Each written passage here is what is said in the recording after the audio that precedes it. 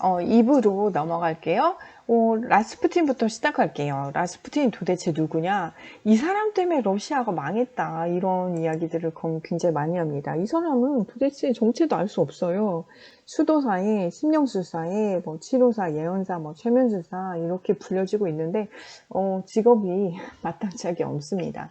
그런데 라스푸틴이 어떻게 니콜라이 2세 황제 부부의 마음을 사로잡았을까요? 이 사람이 바로 러시아에는 또 제가 이제 황실마다 병이 있어 유전병이 있는데 러시아 쪽에서는 혈우병이에요. 다른 이제 만약에 그 오스트리아 같은 경우 주걱턱이라고 했는데 뭐 이건 죽진 않아요. 그리고 또 스페인 쪽에서는 난쟁이들이 많이 나왔는데 그러고 죽진 않아요. 근데 이 혈우병은 간혹가 학생들도 알겠지만 이건 죽어요.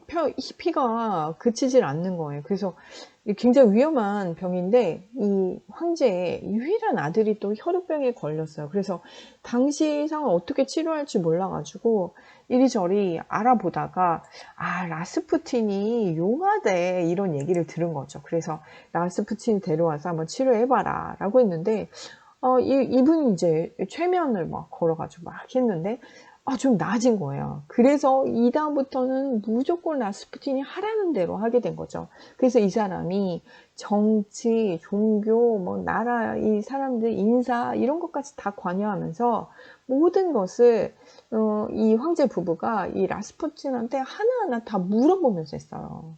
어느 정도 심했냐면 굉장히 이 사람이 겉으로는 이 황제 부부 앞에서는 막 소박하고 막 자기는 아무 욕심도 없는 사람 같다 막 이렇게 하는데 뒤에서는 농락하고 좌지우지했죠. 그리고 이 라스푸틴이 니콜라이 1세가 지금 전쟁터에 나갔는데 1차 세계대전 있잖아요. 전쟁터에 나갔는데 그 황후가 편지를 계속 보내요. 우리 친구가 너무 고집세게 진격하지 말라고 합니다. 손해가 클 거래요. 우리의 친구 누구죠? 라스푸틴이에요. 라스푸틴이 지금 공격하지 말라고 한다. 그래 하지 마라. 그리고 우리의 친구가 식량 공급은 걱정 말라고 했습니다. 그는 신께서 보낸 성자다. 이렇게 하면서 라스푸틴이 하루하루 점괘를 준 거 매일 편지를 보내가지고 전쟁에도 막 관여를 하고 도대체 이 사기꾼 같은 이 사람 말을 어떻게 믿고 그렇게 했는지 정말 알 수가 없어요. 그래서 러시아 왕조를 망하게 한 사람 누구냐 하면 라스푸틴이라고 볼 수 있습니다.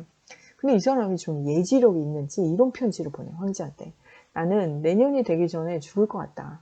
만일 내가 귀족에게 살해된다면 그들의 손은 나의 피로 젖을 것이다.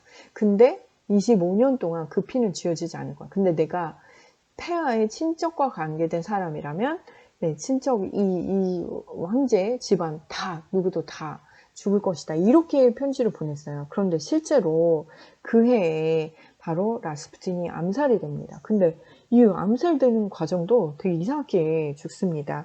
특히 진짜 이제 황제의 친척 중에 한 사람이 뭐 파티를 해서 초대를 합니다. 그래서 거기서 술을 먹는데 그 술에 독을 탔어요. 술을 벌컥벌컥 마셨는데도 안 죽어. 그 사람들이 너무 무서운 거예요. 이 암살하려고 했던 사람들이 술을 먹었는데도 안 죽으니까 무서워서 총으로 쐈어요. 총을 땅땅 쐈는데도 안 죽어. 피를 흘리면서도 안 죽어요. 그래서 너무 무서워가지고 이제 그 사람들이 힘을 합쳐가지고 달려들어서 이 사람은 꽁꽁언 강에다가 묶어가지고 뚫어가지고 거기에다 강 아래에다가 얼음을 깨고 거기다가 집어넣습니다. 그리고 뚜껑을 닫아. 일주일 뒤에 뚜껑을 열었어요. 라스푸틴이 살았어요? 죽었어요? 죽었죠. 이건 진짜 죽었죠. 그래서 라스푸틴 죽음에도 진짜 사람들이 진짜 무서워 암살을 하려고 했던 사람들이 다 너무 무서워했어요. 그런데 이제 사실 프랑스에도 프랑스 혁명이 일어났지만 황제들은 황제하고 뭐 이제 뭐 부인이나 뭐 요렇게는 죽였지만 자식들까지 다 죽이는 경우는 없었는데 이때는 완전 다 몰살시켜요. 왜냐면 그렇게 자식들 살려놓으니까 나중에 다시 왕실이 복구됐을 때 다시 또 왕으로 올라가는 경우들을 봤기 때문에 이때 가족들이 모두 다 몰살됩니다. 영화로도 이제 마지막 이제 공주가 살아서 미국으로 도망갔다. 이걸 이제 영화로 디즈니에서 만들기도 했습니다. 실제인지는 모르겠습니다. 이제 중요한 전쟁, 러일 전쟁을 해보도록 할게요. 러시아와 일본이 싸웠어. 일단 러시아와 일본이 싸우면 누가 이길 것 같아? 예, 러시아가 이길 것 같아요. 왜냐하면 러시아는 발틱 함대, 이 진짜 대단한 거예요. 이거 쇠로 만든 이 배를 만들어가지고 띄우고 있었고, 이미 싸움도 여러 번 전적이 있었기 때문에 러시아가 이길 것 같아요. 그리고 군인들도 장난 아니고 숫자도 많고 한데, 도대체 이 전쟁 어떻게 일본이 이길 수가 있을까? 이거를 살펴보도록 하겠습니다.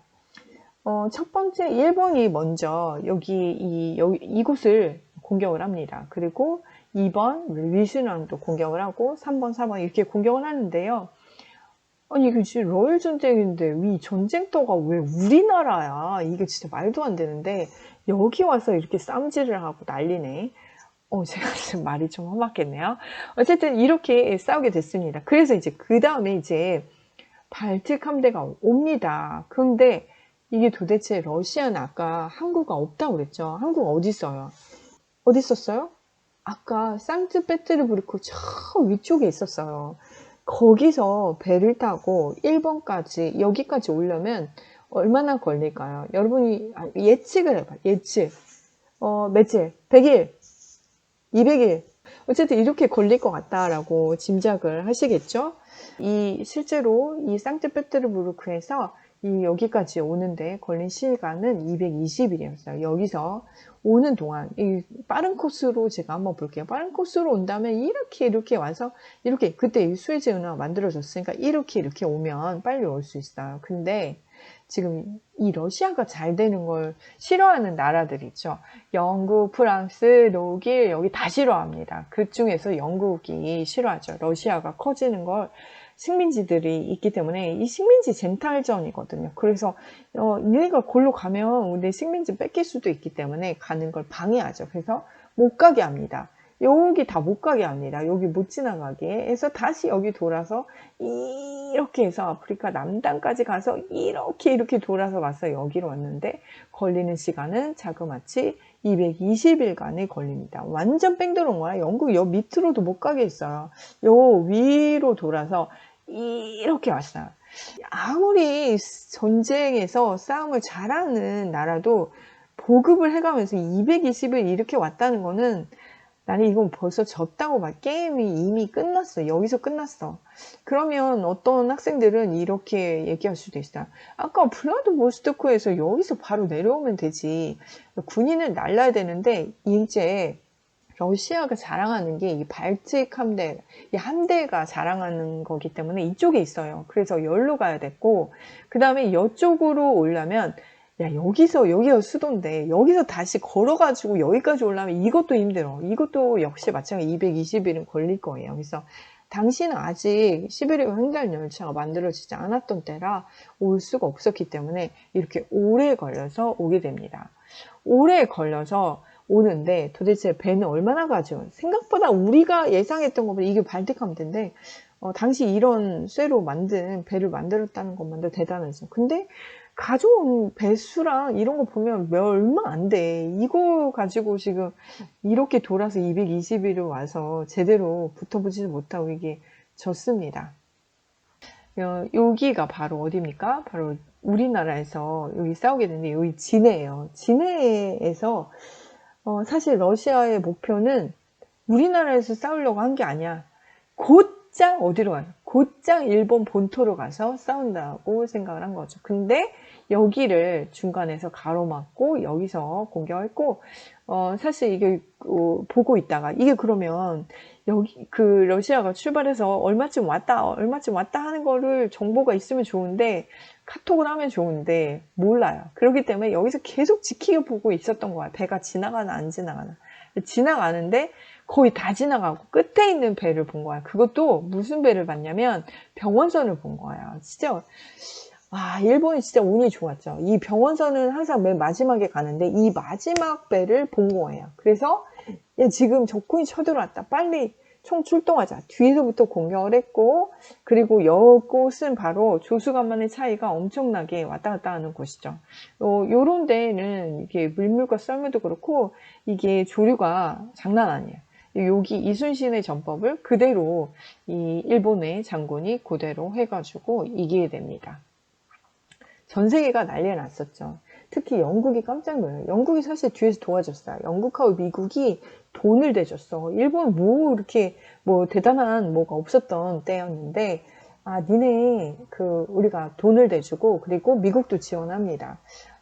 일본이 조선을 이렇게 먹을 테니까 너는 필리핀 하고 우린 그냥 서로 모른 척 하자 이렇게 했고요. 2차 영일동맹에서는 영국은 일본이 조선에 대해서 이렇게 지도 감독하고 통제하는 거 이거 인정을 해줬고요.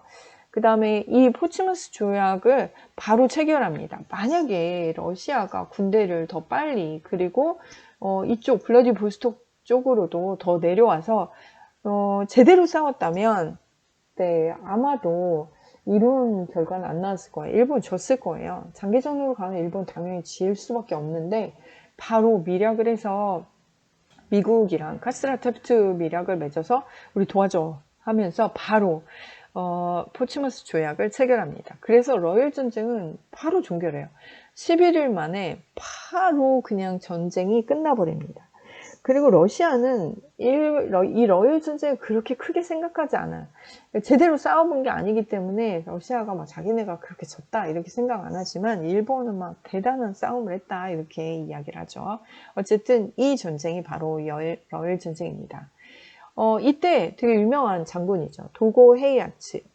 이 사람이 일본 장수였어요. 근데 제가 지난번에도 영국 해군이 대단하다고 했죠. 나폴레옹이 이기지 못한 나라가 러시아와 영국 두 나라였는데 영국엔 넬슨이 있었어요. 그래서 이 영국은 해군에 대한 자부심이 말도 못해. 우리는 전 세계 최강 해군이야. 이렇게 하고 있는데 기자가 갔어요. 도고 헤이아치로에게 야, 니네 넬슨하고 비교하면 어때? 이렇게 했는데 이런 말하면 도고 헤이아치로가 나나 넬슨이나 우리는 그냥 그냥 하사관에 불과하다. 이순신 장군에 비하면 넬슨이나 나는 하사관이다. 만일 이순신 장군이 나의 함대를 가지고 있었다면 세계의 바다를 제패했을 것이다. 이 사람은 비록 우리가 지금 조선이라는 이순신이라는 장군이 있었지만 어쨌든 진 나라의 장군이잖아요. 그런데 이순신 장군을 이렇게 높이 평가했고 실제로 전법도 이순신 장군의 전법으로 해서 이겼어요. 영국이 깜짝 놀라요. 이순신이 누구야? 이순신이 누구야? 이렇게 외치게 된 거죠. 그래서 전 세계에서 이순신 장군의 자료를 가장 많이 가지고 있는 나라가 지금도 영국입니다. 우리나라 다음으로 많이 가지고 있습니다. 근데 이 진해는 일본 사람들이 지금 220일을 여기서 기다렸단 말이야. 그리고 여기서 기다리다가 너무 지친 거야. 뭐를 해? 진해에다가 뭐를 했냐면 벚나무도 심고 일본식 가옥도 짓고 집도 짓고 농사도 짓고 여기서 계속 기다린 거죠. 그래서 진해에는 아직도 진해 군항제를 하고 있죠. 여기서 이제 군대가 출발해서 나갔기 때문에 군항제가 있고 일본 벚꽃들이 많이 있습니다. 어쨌든 진해는 이런 곳입니다. 니콜라이 2세의 전제 정치를 마지막이제 러시아의 마지막을 알아보도록 하겠습니다. 사실 이제 산업혁명을 나라에서 주도해서 하고 싶었으나 어쨌든 해보려고 노력을 많이 했는데 1차 세계대전이 지고 또 피해 일요일 사건이 일어납니다. 이 절대 왕권을 유지하고 있는 이 사람들은 도대체 노동자 농민이 왜 힘든지를 모르는 거죠. 왜 저기 와서 저렇게 데모를 하고 난리야. 다 죽여버려. 이게 바로 피해 일요일 사건인데요. 정말 어마무시한 사람들을 그 자리에서 군대를 불러서 다 처형시킵니다. 여기 피바다가 돼요. 그렇게 잔혹하게 많은 사람들을 죽이게 됩니다. 그래서 이 사건을 하루 동안에 1000명 이상의 사람들이 죽어나갔던 곳이 바로 피해 일요일 사건이고요. 그런데 그리고 나서 또 전쟁을 해요. 그냥 러일 전쟁 지고 나서 제발 전쟁 좀 하지 말자 이렇게 하는데 또 다시 1차 세계대전 얼마 되지도 않아서 또 1차 세계대전을 참전합니다. 왕이나 이런 귀족들은 니네 전쟁 나가. 군인들은 그냥 평민들이기 때문에 나가서 다 죽는 거죠. 개죽음을 당하는 거죠. 그러거나 말거나 전쟁 나가 이렇게 된 거죠. 그래서 이제 중간에 세계 1차 세계대전 중간에 이때 이제 사실 이 전쟁이 빨리 마감된 것도 스페인 독감 때문이죠. 전 세계 뭐 인구의 3분의 1이 다 죽었으니까 전쟁보다 더 많은 사람들이 죽었고 러시아는 어떻게 했어요? 가뜩이나 추운데 먹을 것도 없는데 전쟁터 나가서 다 지금 죽게 생겼고 이렇게 하다 보니까 네, 다시 노동자 농민들이 반발을 일으켜서 2월 혁명, 10월 혁명이 일어납니다. 그리고 나서 이 왕조가 무너지고 소비에트 정부의 그 공산화가 되죠. 그래서 소련이 레닌이 나오고 그 다음에 스탈린 이렇게 등장을 합니다. 이렇게 해서 러시아에 대해서 넘어가고 바로 도스토옙스키로 넘어가도록 하겠습니다. 이 사람 도대체 누구냐? 이 사람은 도스토옙스키는 이 사람 별명이 되게 많아요. 잔인한 천재, 인간 영혼의 성견자, 인간 내면의 심리학자, 철학자, 그리고 뭐 예술적 표현자, 영혼의 뭐 이런 표현. 우리나라 사람들이 이 도스토옙스키 좋아하는 사람들 되게 많습니다.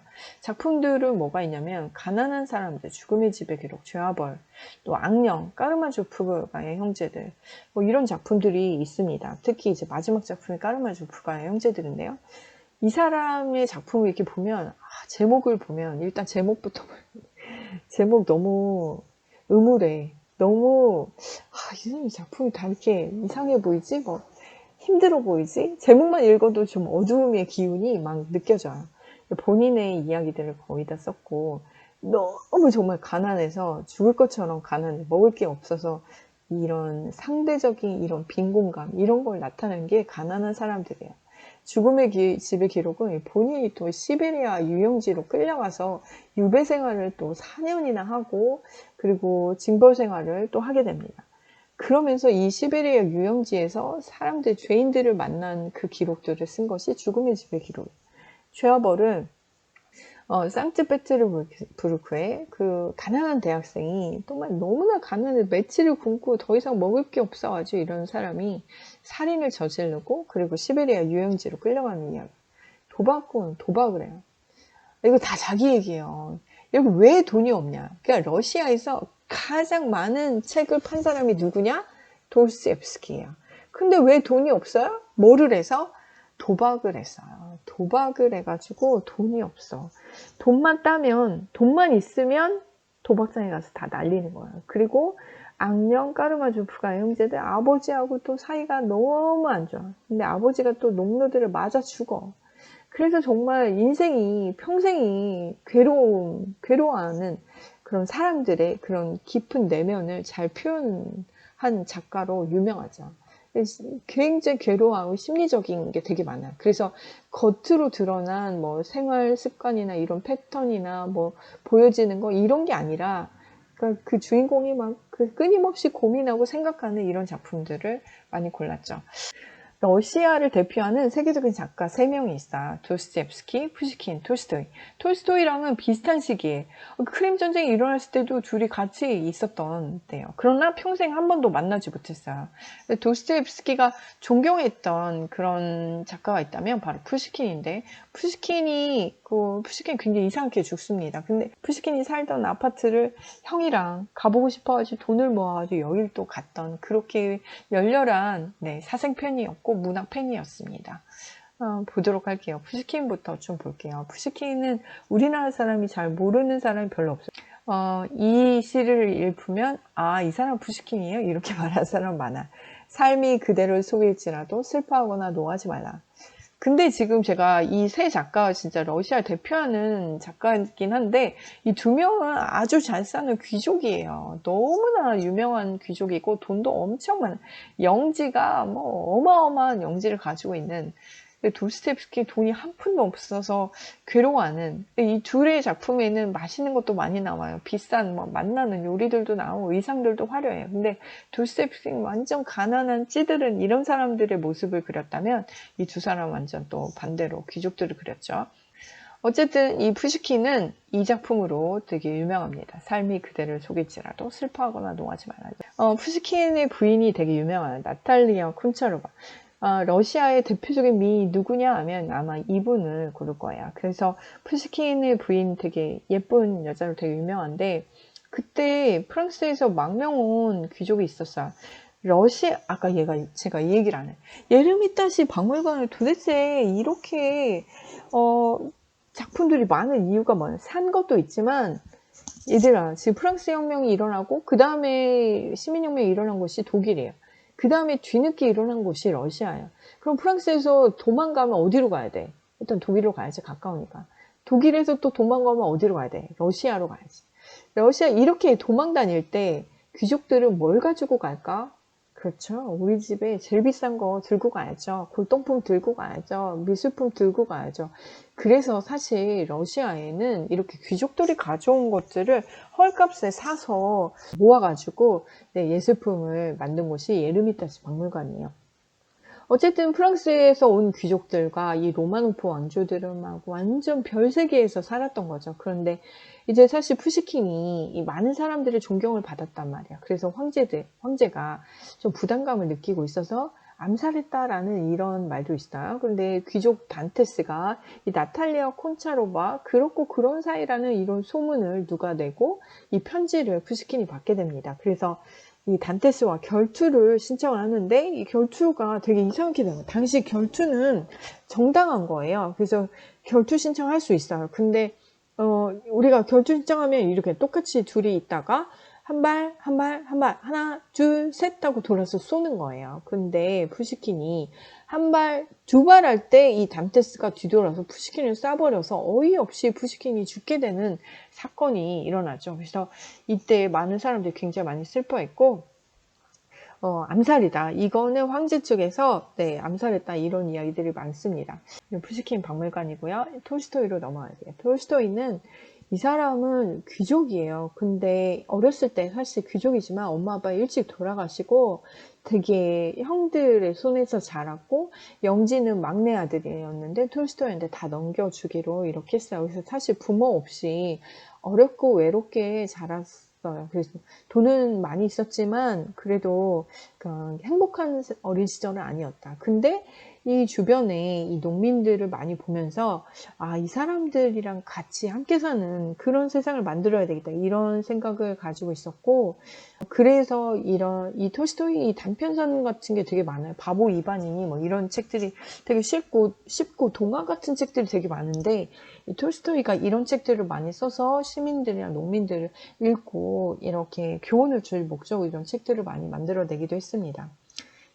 저는 미스테리가 결혼했는데 굉장히 어린 아내랑 결혼했는데 15년 동안 13명의 아이를 낳았어요. 도대체 이게 가능한지 모르겠지만 아이를 끝없이 낳습니다. 근데 지금 톨스토이는 자기는 엄청 부자지만 그 농민들을 도와주고 싶어서 교육도 많이 해요. 무료로 막 공부도 가르치고 막 이렇게 하면서 돈도 나눠주고 하는 부인 입장에선 별로 좋지가 않죠.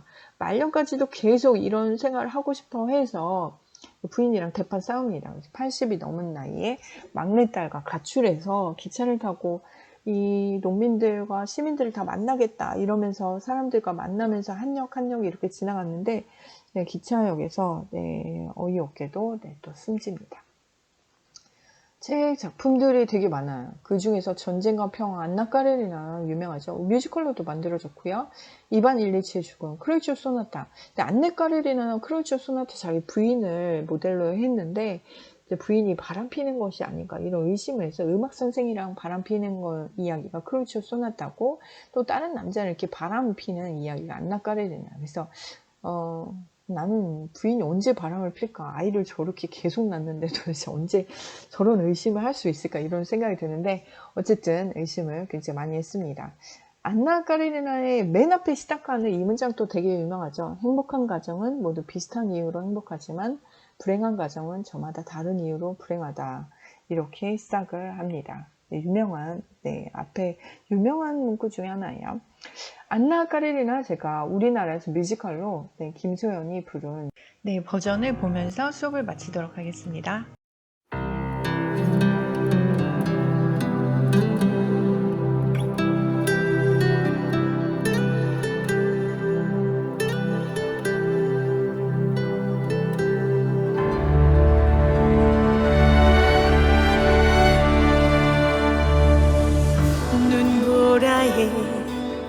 하늘과 땅이 뒤섞여 있구나.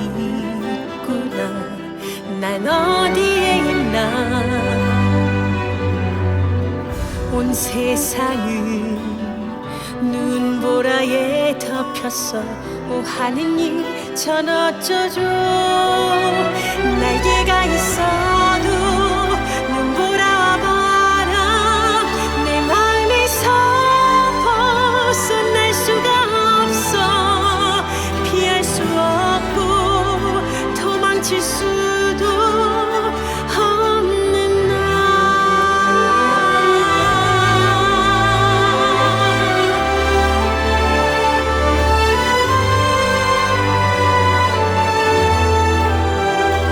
피할 수 없고 도망칠 수도 없는 나. 다 끝났어. 잠시 행복했던 그 느낌 눈 속에 묻겠어. 난 왜 이럴까. 내가 바라는 건 오직 한 가지 이 순간